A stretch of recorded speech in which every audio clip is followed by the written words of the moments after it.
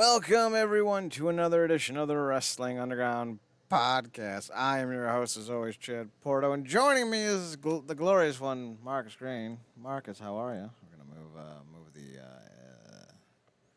little acknowledgement that you're on. How are you, Marcus? Good, man.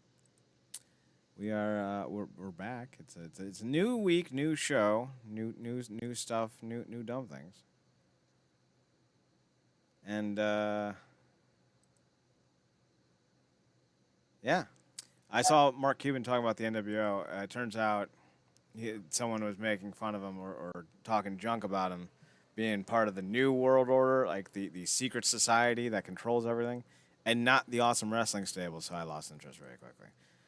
Paranoid people should not be allowed to make decisions. Speaking of paranoid people making decisions, let's talk about this new championship belt from one of the most paranoid people in wrestling history. I know NXT's booking over the last 6 or 7 years has kind of made people forget about how terrible Triple H is as a human being.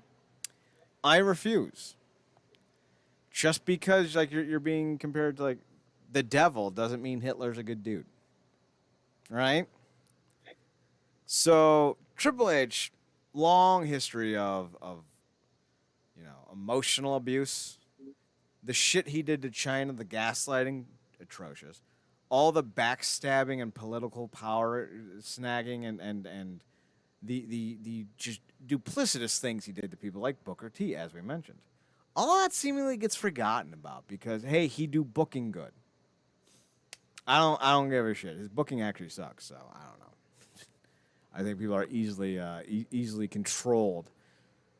Hence the UFC. Everyone thinks they're the greatest company in the world, but it's just marketing. You only believe they're the greatest promotion in the world because they keep telling you they are. If you want to believe it.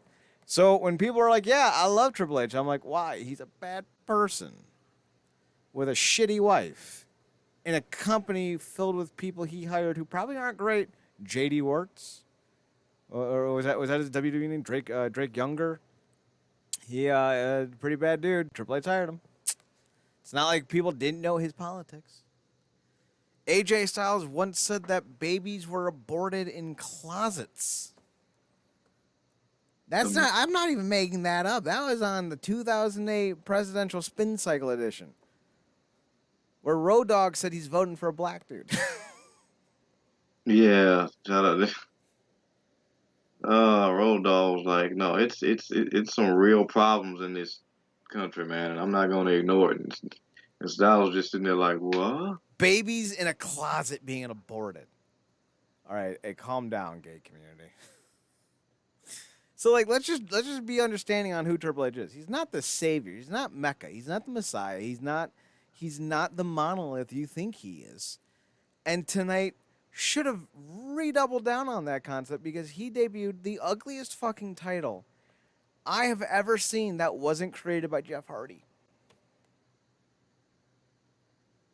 There isn't a belt in history, not the Divas title, not the crappy IC title, not the New Japan Mega Universal Mecha Godzilla Super Fantastic title. I don't know what we're calling it these days. There's not been a title that has been ruined and is uglier than the monstrosity that Triple H revealed on Raw tonight. It is the ugliest concept I've ever seen because it's the old big gold belt. It has a thicker black strap than past incarnations, but not completely past incarnations because the one that Edge had before he retired had the same kind of thicker black strap, and I don't know why that was a thing. They kind of shrunk the plate a little bit for some reason. And then they slapped a giant WWE logo on.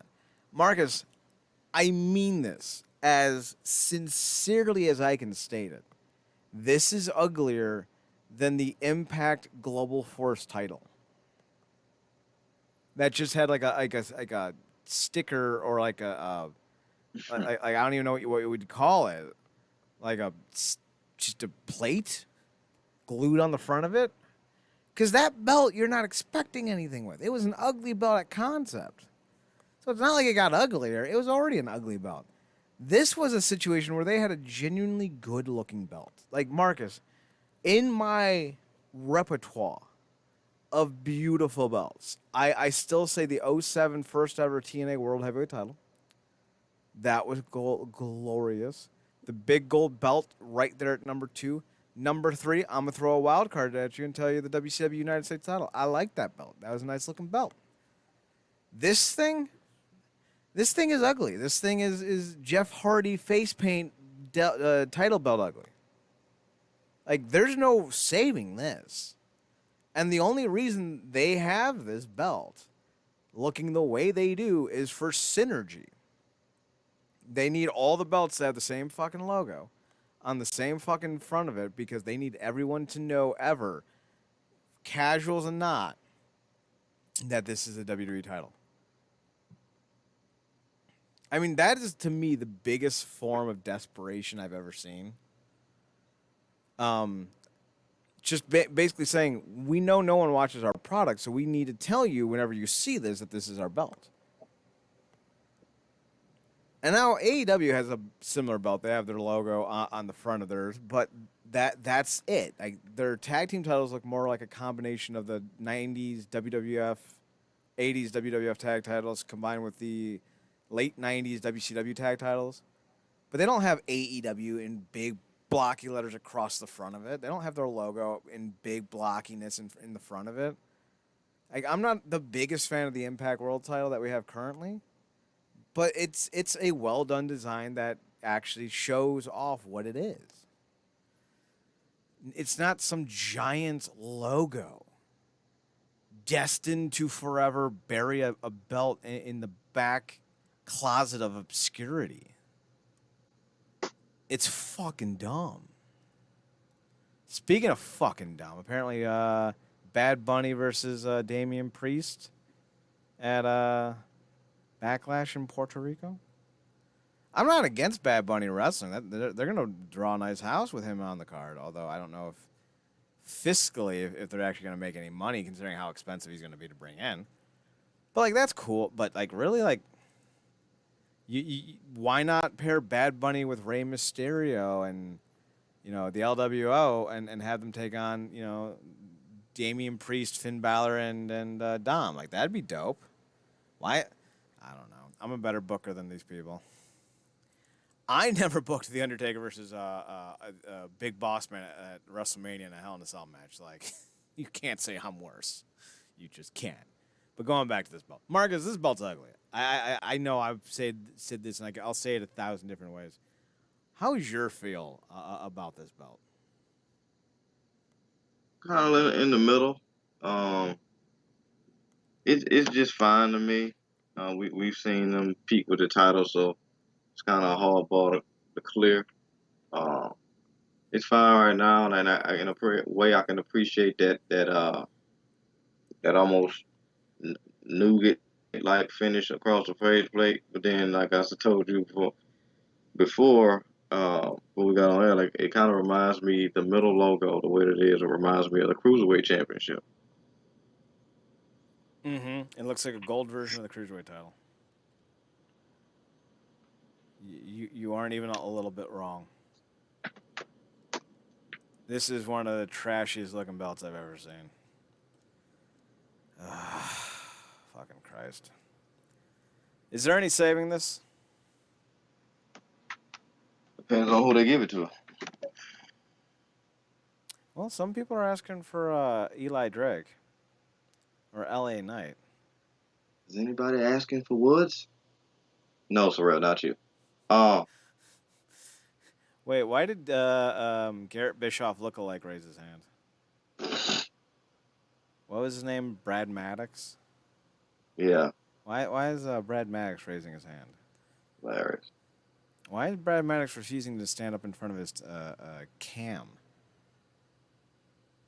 Does he not have shorts on? So yeah, it's not a good looking belt. A lot of people are calling it the Mattel belt. I can see it. Oh, that's that's. Mm-hmm. What do you think overall the fact that they added another title? Do you think it was necessary? Yes. Gotcha. Yeah, I do. Now the question is what are we gonna do? Is this gonna continue on the legacy and lineage of the World Heavyweight Championship belt that was unified in what was it, 2013, 2014, when Cena lost to Orton, or is it gonna have his own continuity? I feel like they should just do their own continuity because this belt is so fucking tacky looking. I don't want it associated with guys like Sting and Vader and Booker T and Goldberg and all those. Like I don't think we need to go that route. Like please don't make me hate this even more than I do. Oh my God, Amazon versus Wish. Mm-hmm. Yeah, that side by side is Not good. disrespectful. It's bad. It's bad in 7 different flavors. When you asked for the big old belt, you found out Santa was a wino. Well, and like the worst part about it, Marcus, is that these belts have not styrofoam, the Velcro. Yeah, Velcro. Yeah. So it looks even more like a terrible fucking title. So I don't know. That's another thing that was great about that TNA World Championship because it had the snap-ons, right? Yeah, Yeah. yeah, it had the actual buttons that you would put on a championship belt. So this is terrible. Fucking terrible. All right, let's talk about something else. Speaking of terrible, Mercedes Moné. I'm lingering on purpose. Mercedes Moné will not be in New Japan for that much longer.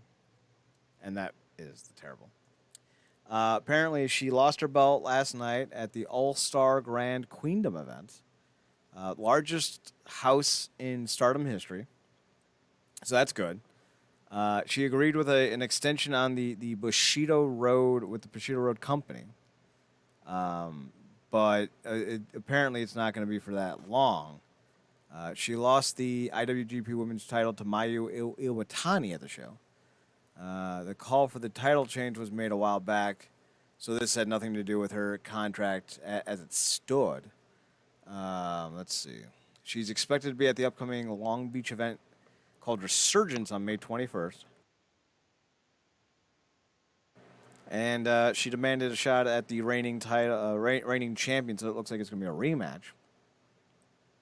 She rolled out with Darth Maul hair, too, by the way. Mm. So she has terrible taste in Star Wars villains. Mercedes Moné is reportedly set to be a free agent soon, according to WrestleZone. After losing the belt, her future's up in the air. According to Sean Ross Sapp of Fightful, Moné doesn't have any more dates on her Stardom deal, per the members of her team. The report notes that the two sides are open to working together in the future, and Stardom has been happy with their deal with Moné up to this point. However, if they do more business together, Sapp wrote that a new deal would likely require a bigger renegotiation, given the business Moné drew. Sapp wrote that the reported extension to Moné's deal covers New Japan Resurgence in May, and New Japan sources weren't sure about the length of the deal, but it was said that she's scheduled to wrestle in Japan for at least a while. Additionally, Sapp wrote that the source in New Japan and Stardom had positive things to say about Moné. Moné is also reportedly working on more projects in television and film. So, Marcus, are we going to see Moné getting money, or is she going to be done in Japan real soon?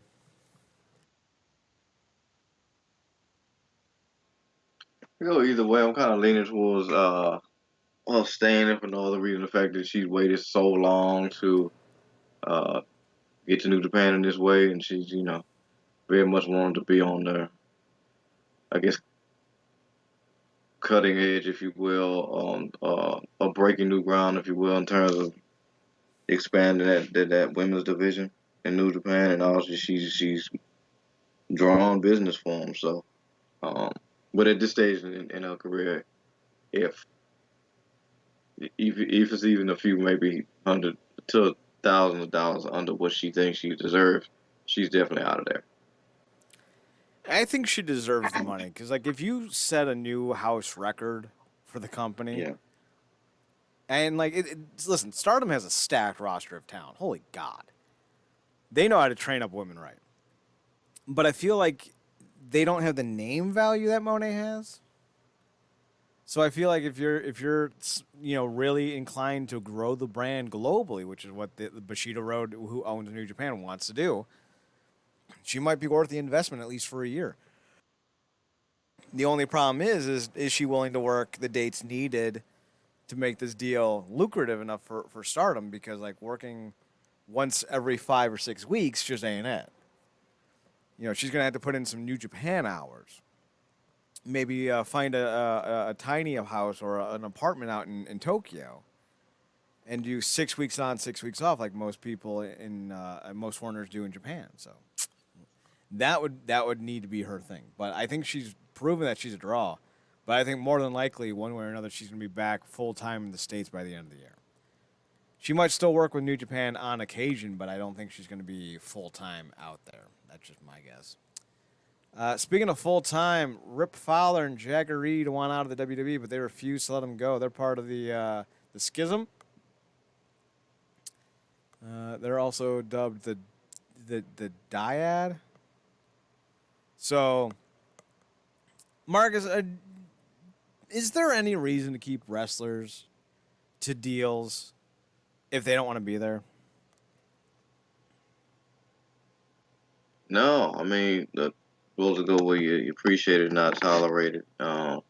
Also, we've seen WWE do some just absolute BS business because they got in their feelings about something. Um, but if a wrestler don't want to be there, man, I mean, what you want them to come out and do a half-ass performance? Like we seen what happened, like with that whole fiasco, um, with the match between Aries and Morrison. Mm-hmm. You don't want that because you could take something like that was a really good match, and then it almost completely ruined it with the finish. For a lot of people, it did. You can't really debate it because of the way it was executed. So, um, obviously, you can play around and hold people to their contracts even when they want to get out. But just for me, I wouldn't personally do it because it's like a lot of other people willing to take that spot. We appreciate you, but if you don't want to be here, there's the door. I think the thing that really kind of makes me on their side is wrestling companies often will, like, all right, you don't want to be here, that's cool. I'd rather end things on a positive note and keep the door open for a return than be a dick about this. But when it comes to WWE, they don't like doing that. They don't like being decent human beings. And now, normally, I would be like, listen, if you sign a contract, and we see it all the time in pro sports, if you sign a contract, live up to the deal of that contract. Now, in most cases, there are guaranteed deals. In the WWE, there are no guaranteed deals. There's no guaranteed money. They could cut you tomorrow, and all they'd be forced to give you is 90 days worth of pay. And I'm not like, let's say you work 100 days in a row. Let's say you made 200 grand off those 90 days. Part of that 90-day pay is your base salary. So over 90 days, you may not be making 200 grand because you're working 4 or 5 days a week plus your base pay. But when you get bought out, the only thing they're required to give you is your base pay for 3 months. And for some of these guys, that's like $1,000 or $2,000 a month. That's nothing. And it forces them to not work for 3 months. So I have no problem with talent ever asking out when that's the situation. Like in the NFL, if you get bought out, if you get released and you're making $10 million, you'll still make $2 to $3 million that season no matter what else happens. Because they are still forced to give you a percentage of what you are owed. And it's a big enough number that you're fine. Like, okay. If you can't make $3 million last at least 20 years, then you're spending wrong. But in WWE, these guys are making $3 grand if they're lucky in base pay a month in a lot of cases, at least in NXT. Like they don't make enough for the for Florida's minimum wage. I think the minimum wage in Florida might be more per month than what these guys make on their base pay. Now, when you add in, because you get paid per dates, so like if you get your base pay, you're also getting paid per date. You show up to wrestle, you get paid. You're also getting paid your merch fee. But on the flip side of things, you're also paying for your own travel, for your own hotel room, for your own workout, equipment. So it's not really a great trade-off. But I say all that to say this. I think if you're in the WWE and you want to be let go, I think WWE should honor that request. Because, like, clearly they're not happy, and their contracts are up at the end of this year anyway. They both even tweeted out.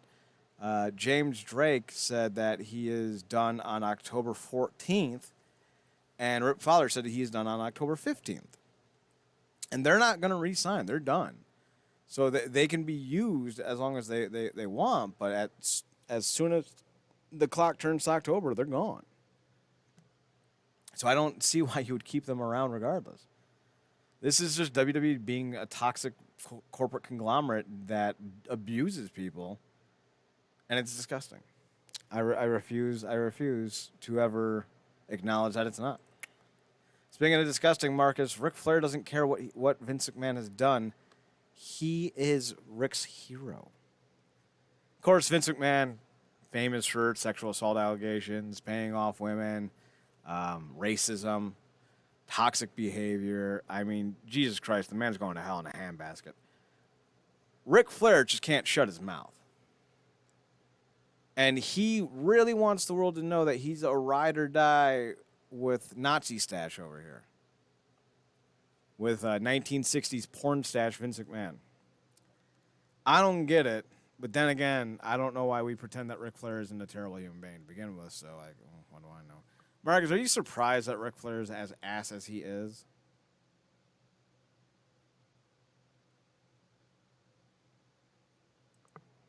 I think we lost Marcus momentarily. I'm not completely surprised. It happens. See if his connectivity issues get cleared up. Regardless. And we're back. There you are. Marcus, are you surprised that Ric Flair is on Vince's dick as hard as he is? No, it's because of Vince that he got to use his member the way that he did so much for so long. So birds of a feather for this one, Yeah, they are both definitely not great people. First you perv out, and then you die.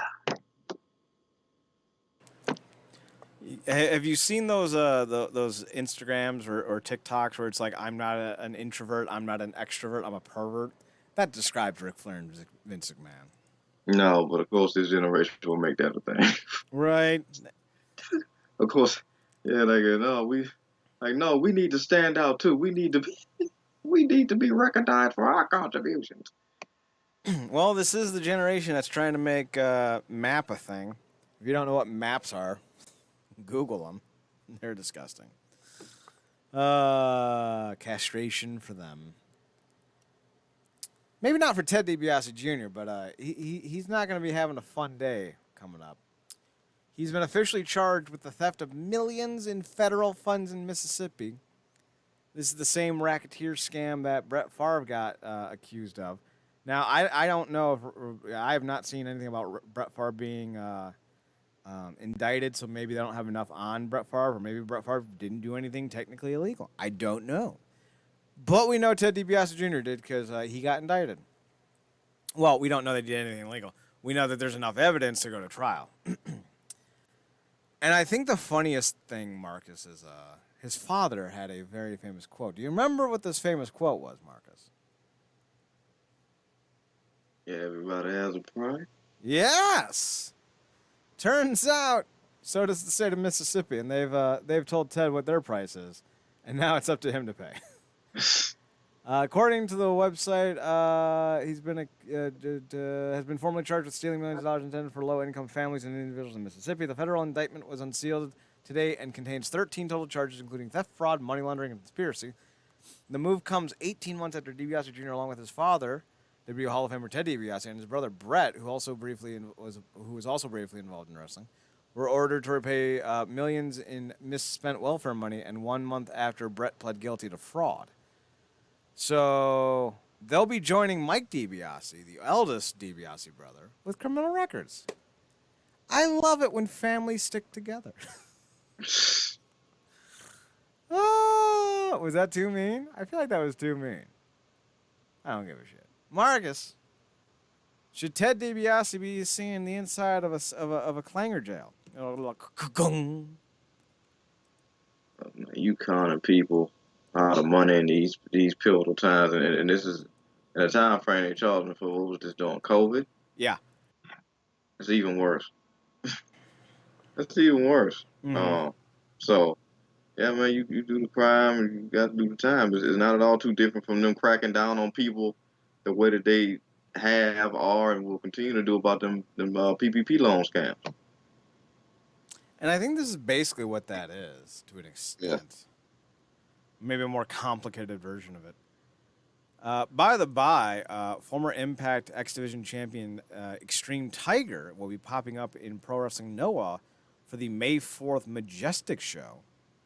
He'll be teaming up with Lancelot, with a Z, taking on Atushi Kotosh and Saiki Yoshioka.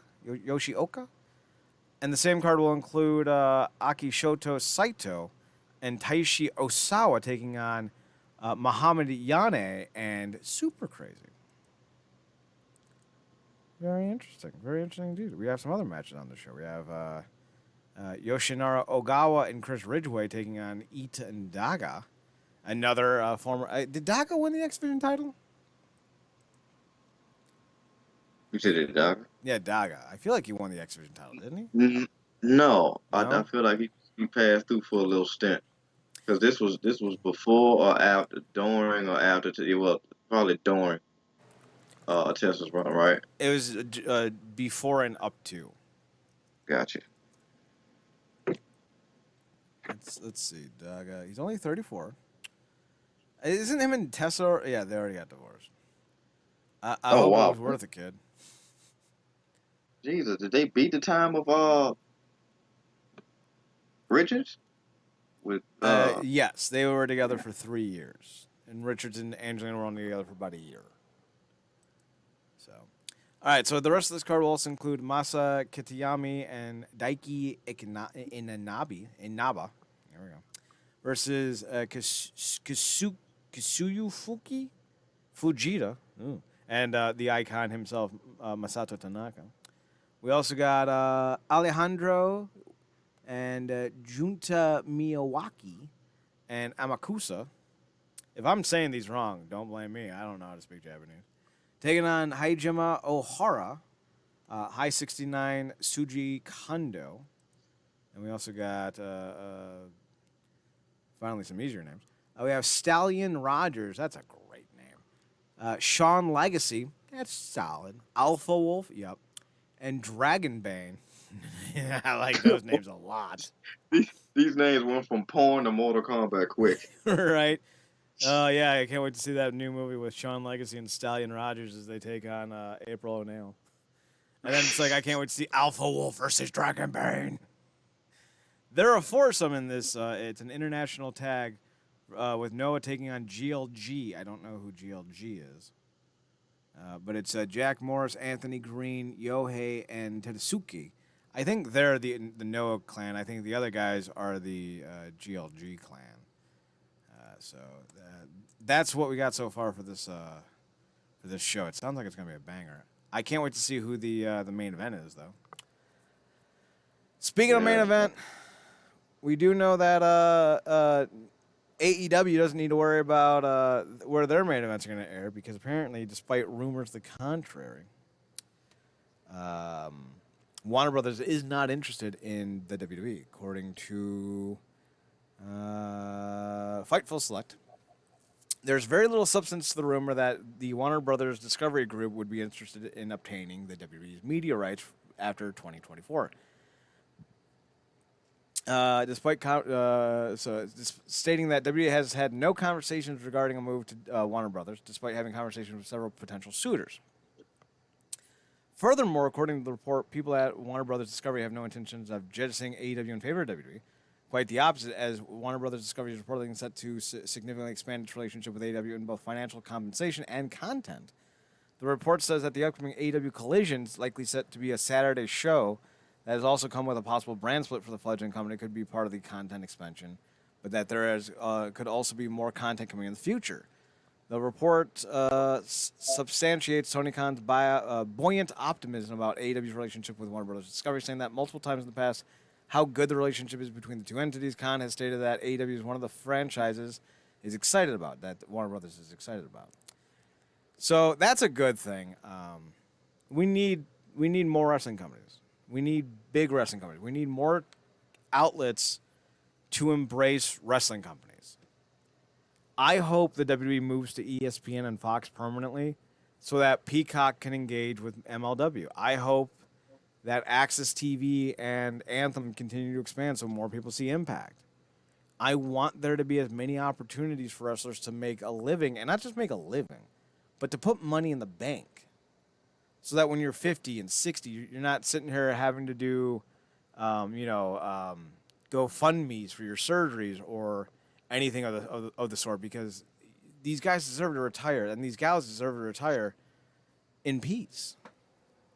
So the more big companies we get, the more big TV money we get, the more big influence money we get, the better people all will be in the future. I don't want to see guys struggling to make ends meet when they're 55, 60. Like, I just watched the Ricky Steamboat match from 6 months ago that he did around Thanksgiving. That match would never have been something I watched had I known that Ricky Steamboat was like broke or something, and he was doing it because he needed the money.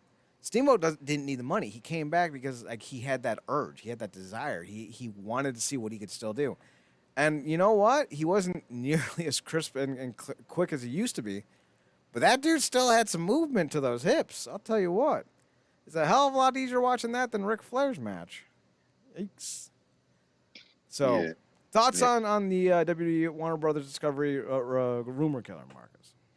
Oh man, I mean, look, it's your freaking Undertaker Shawn Michaels me.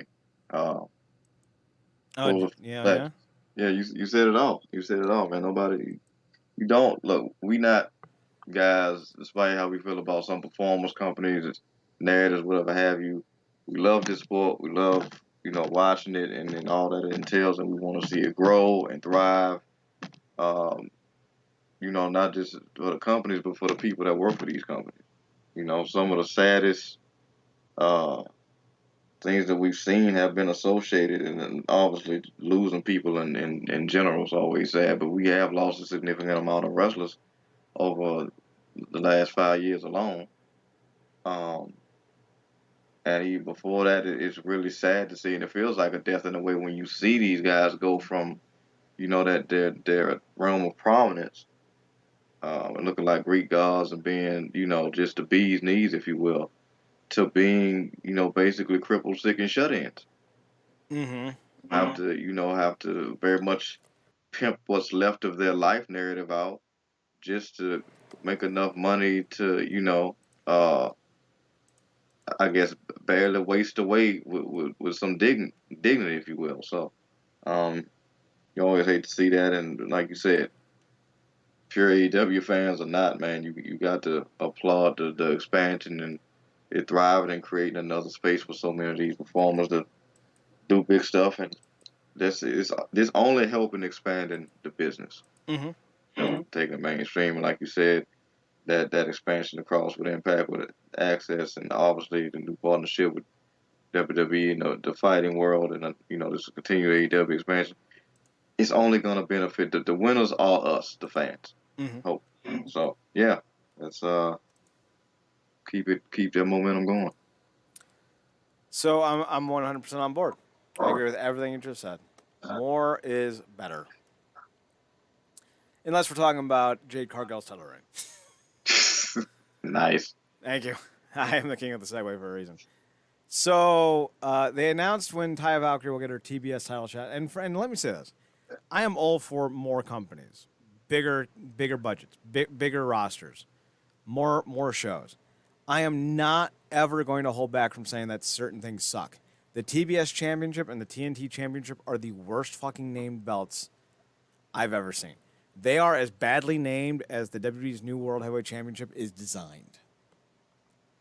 I know they're supposed to be the TV titles of the brand, but gross. They're gross. So I don't even care that Jade Cargill has the belt. I don't care that Wardlow has the belt. They're ugly, and I refuse to acknowledge them as people.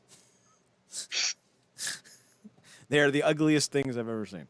But they are building up to the idea of Taya Valkyrie taking on Jade Cargill for the title. It was announced on Wednesday's Dynamite that Valkyrie will attempt to do what scores of women have failed at: defeat the undefeated Cargill in an AEW ring. But when? When will it happen?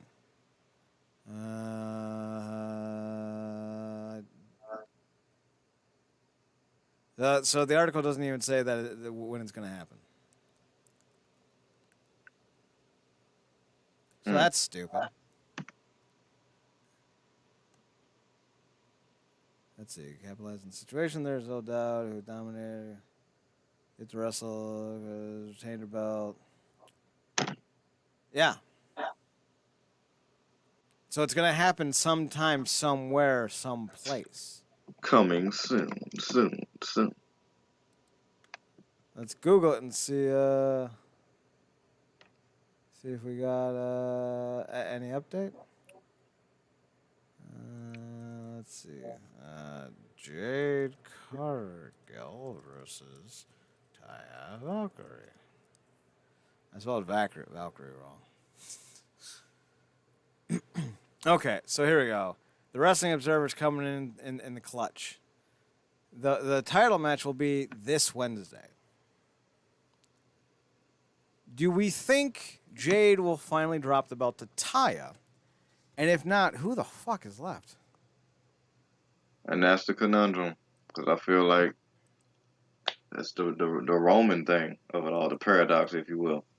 Like you got several things that I mean just makes sense story wise. She's had it long enough. It's been the long standing thing. And it's obviously her having that title has made it a point to keep her on TV, because she's been learning along the way as we've been watching her in real time. Even though for the longest time it felt like she was the TBS champion, but she only defended it on Dynamite. Weird. Um, but yeah, it's she's had a hell of a run. It's not really been good or memorable for me, but that's just from my perspective. But it's probably been best thing since sliced bread for other folks. Although I think some of them just get confused with how stunning she looks with um, just combine it all with the execution is two separate things. So for me, I feel like Taya should be the one to take it off, particularly with the story element of they have the same finisher and she's been trying to stop her from using it, and obviously Taya's not listening. So to bring her to a halt and cut her off at the knees and take out her title reign in the most embarrassing, humbling way you can, which to your previous point on the previous show, that character needs to be broken so she can be rebuilt into something new. And what better way to do that than to take that championship off her at last with her own finishing move against an extremely credible opponent. So Would we go like super hard in a different direction with Jade Cargill? Like, would we change up her gimmick? Would we change up her look? Or would we kind of just reset things? I want to say reset because she has such a look like I don't know if I take it in a personality switch to where like what they did with what like a Su Young Susie situation. We could go that route. And who knows? Maybe something like that could work. But I feel like yeah, she kind of just she needs the time for the bitchy. I'm the ultra She-Hulk version of the mean girl in the high school thing. That's kind of done. Like we've seen that done a million and three times. Been there, done that. Sold the book rights to it. It's time to switch stuff up. I don't know exactly what they could do, but I feel like if they throw something creative at her at this point, she could handle it. Like obviously, like you said, she still got a ways to go in ring, but I feel like so much of her mileage can be done with the character work because she very much could play into that heel element, that being hated element, but just with a different twist on it. Because this, I'm like, she keep putting people around her, and then she punks them into being her folks, and then eventually she turns on them. That's gonna get old, particularly when most of those individuals are Kiera Hogan and Red Velvet. They need a women's tag division because Kira Hogan and Red Velvet would be a dope tag team. Yes, give me all the scoops of that. I want to see Jade go in a direction where she becomes a very vain model, but like with a little dash of Cody, where Taya, because she does the implant buster or the face buster, whatever she calls it, and she drops people on their face. Maybe Jade gets dropped on her face, she gets pinned, and then like you do a little bit of fancy editing where when Jade gets out, you just see blood running down her hand as she's covering her face. And then like she takes maybe a month off, keeps training, comes back with like one of those dark black face masks that Cody had, or I think he was supposed to have. I forget what Cody. I think Cody just had a plain clear mask. But you bring her back with like a black mask, and she talks about how her nose is broken, but she's still a model, and she starts to drive down into that very vain, very unhinged type of character. And maybe you go from her trying to be this suave, debonair, sophisticant to being a tall female black version of Kane, where she thinks she's deformed, but she still holds herself as a paragon of beauty.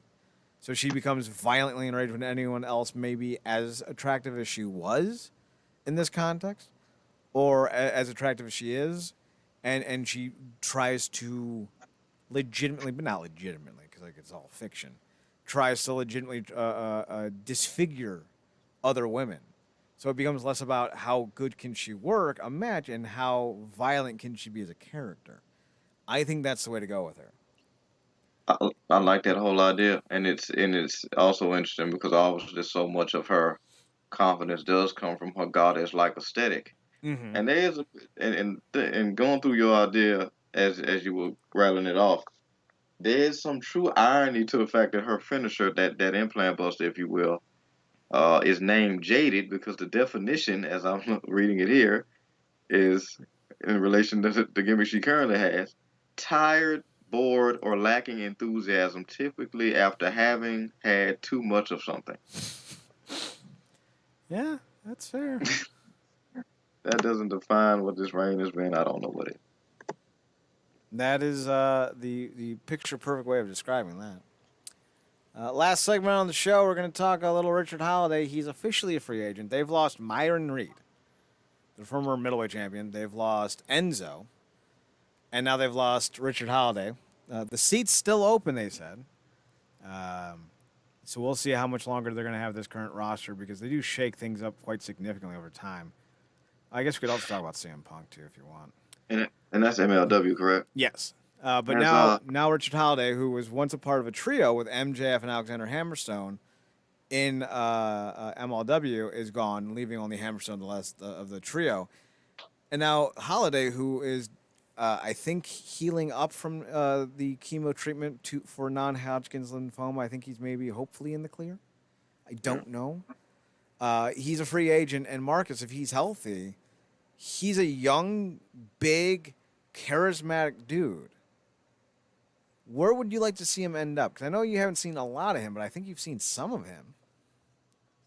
Yeah, he's another one. I'm always wanting to pass through Impact. I was also going to ask you because it's MLW. I'm pretty sure you said it before. Like we've seen low key pass through there, right? Mm-hmm. Yeah, he was Oh, actually their champion at one point. gotcha. Yeah, 100% makes sense. But yeah, I think he's great. And if you say he's a stud, I 100% believe that. So another young gun in Impact wouldn't hurt. Um, but also there's other places like you brought up earlier before we came on about GCW and other places like that. So uh, not the NWA. Uh, Yeah. not that place.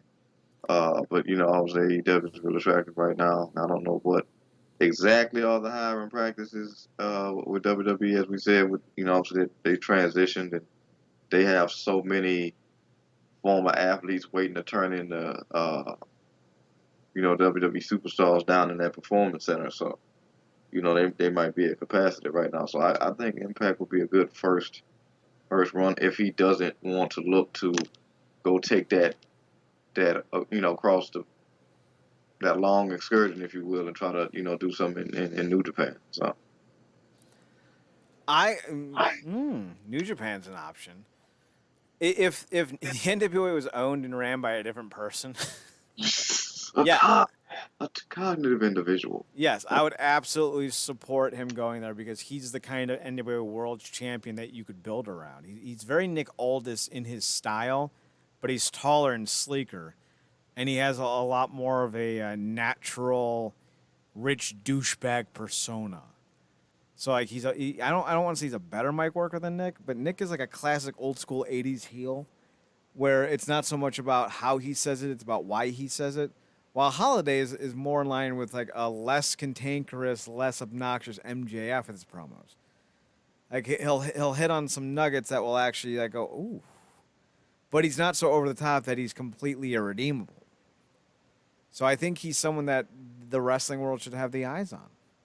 AEW, Ring of Honor, I know they're the same company, but still. WWE, Impact, New Japan Strong, New Japan, like they're all options for this cat. So I would like to see what he does next. I think he's going to be a very good addition as long as he's healthy. And that's the question that I don't know I can answer at the moment. I hope he's healthy. No, I don't want anyone to suffer like that. That sucks. But I hope he's healthy, and I hope wherever he goes, he gets used properly because he was in one of the better feuds in MLW last year with Hammerstone. Last bit of news, Marcus, because I don't know how I forgot to fucking mention this. CM Punk was at Raw this week. True story. He was in the backwoods of Raw in I think they're outside of Chicago. So I think that's kind of interesting, don't you think? Now, Yeah, apparently he wasn't there for any other reason than to visit people. Apparently he and Mike Mazan talked and squashed things. He talked with Triple H, and it seemed like everything was fine until Vince found out about it, and then Vince had him go home. mm, Now that may have been because Vince is just a cantankerous old cunt who hates people who refuse to bow the knee, or it may have been the fact that Punk is still under AEW contract. So maybe there's a legitimate reason there. I don't know. But it wasn't like he got kicked out. He didn't do anything wrong. He was asked to leave, and he did. And he hung out with some friends, talked to a few people. Who knows what they talked about? I don't. But it certainly is interesting, and it bears having a conversation about it. So what say you, Marcus? You think there's anything to this Raw visit?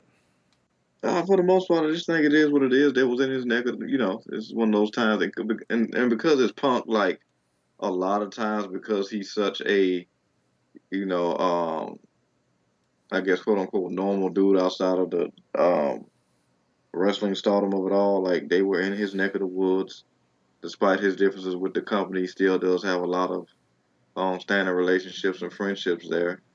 I would imagine, particularly with some women, like you said, I think Tamina was in the video. Mm-hmm. Uh, he squashed things with Miz, which we've seen.